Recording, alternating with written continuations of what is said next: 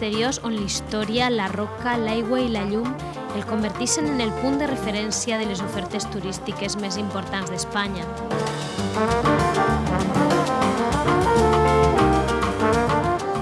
El Parell de Sant Josep és un referent, com he dit antes, que és la nostra joia turísticament. Té una sèrie de visitants que enguany estan alrededor de 200.000, entonces per al nom del poble de la vall això és la joia, no? Nosaltres, en base a aquest paratge i als altres temes turístics que tenim en el poble, com haureu visitat, som declarats municipi turístic de la Comunitat Valenciana. En el seu interior es combinen formacions naturals de calcita, conegudes com estalactites i estalagmites, amb una cuidada il·luminació artificial, de manera que el tranquil passeig en barca resulta una experiència única.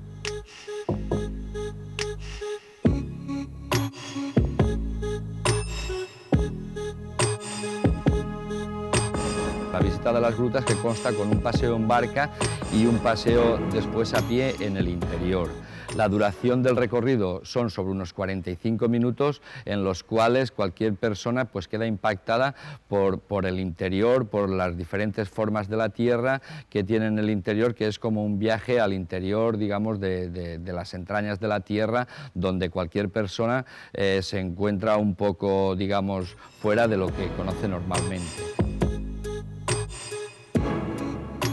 El recorregut actual, de 2.750 metres, 1.381 en barca i 255 a peu, és el resultat de les obres d'acondicionament que es van iniciar en els anys 50 fins als nostres dies.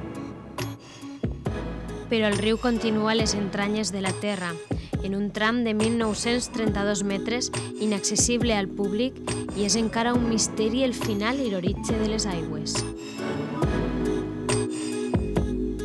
La cova guarda en el seu interior nombrosos tresors acumulats al llarg del temps. Just a l'entrada podem trobar dos panells rocosos amb representacions d'art rupestre, potser del període magdalenià, i amb una cronologia de més de 15.000 anys. Aquestes pintures han estat declarades per la UNESCO Patrimoni de la Humanitat.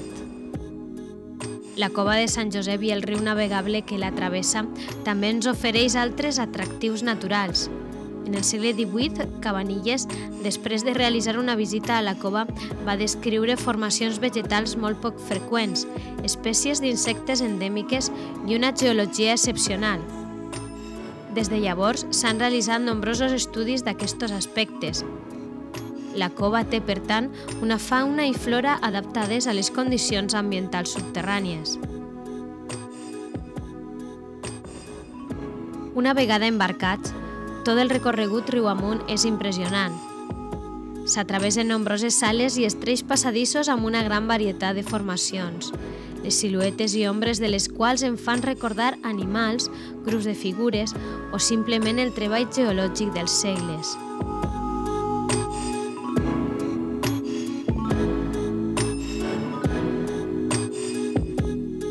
La primera de les grans sales és la de los murciélagos, que deu el seu nom al gran nombre d'aquests mamífers voladors que s'hi es trobaven. El paratge dins de les coves té distints punts, que cada un té una manera d'interpretar-ho, però quan te poses en el llac, a l'entrar, que era el llac dels murciélagos, això és, avui per avui, estem intentant recuperar. Ahir era un lloc on antigament n'hi havia molts murciélagos, el nom ja ho diu. Ara, per circumstàncies de que la sèrie, aquesta espècie, està un poc en decadència, així també, degut també a l'entrada de públic dins de les coves, s'havia extingit i ara ja estem intentant recuperar, i això és una zona molt emblemàtica dins de les coves. A través del Paseo de los Enamorados s'aprega al llac de Diana, on gràcies a la il·luminació artificial creix una varietat de molsa.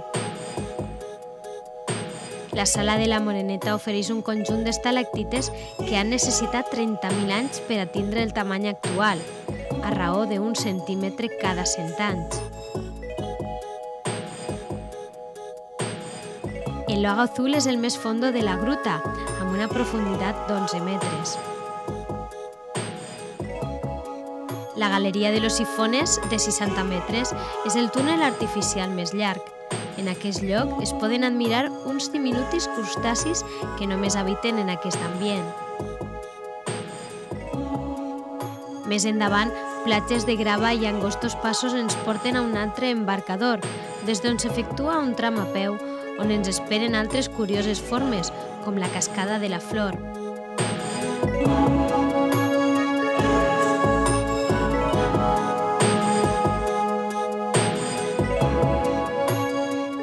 Deixant-nos portar per la imaginació, podem descobrir tot un món de formes fantàstiques.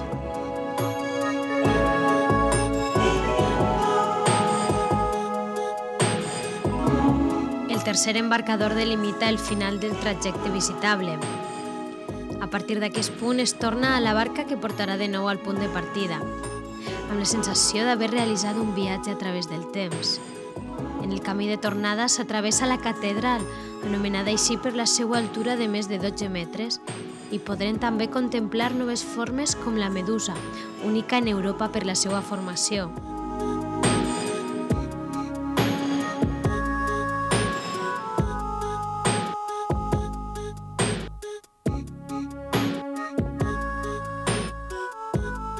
Segons conta la tradició popular, al final del trajecte dona bona sort d'acariciar la pedra dels enamorats. Les múltiples sales, galeries, formacions rocalloses, llacs i túnels que la natura ha anat formant en aquesta ferida capritxosa de la natura a través de milers d'anys configuren un conjunt harmònic on el silenci, només trencat pel suau lliscar de la barca, transmet un missatge de pau, molt difícil de trobar en un altre lloc.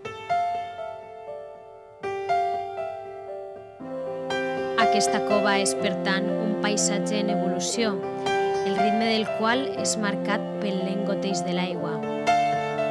Un paisatge i una vida tancats en la seva foscor per la qual ens podem endinsar, gaudint d'un ambient màgic i de sensacions úniques.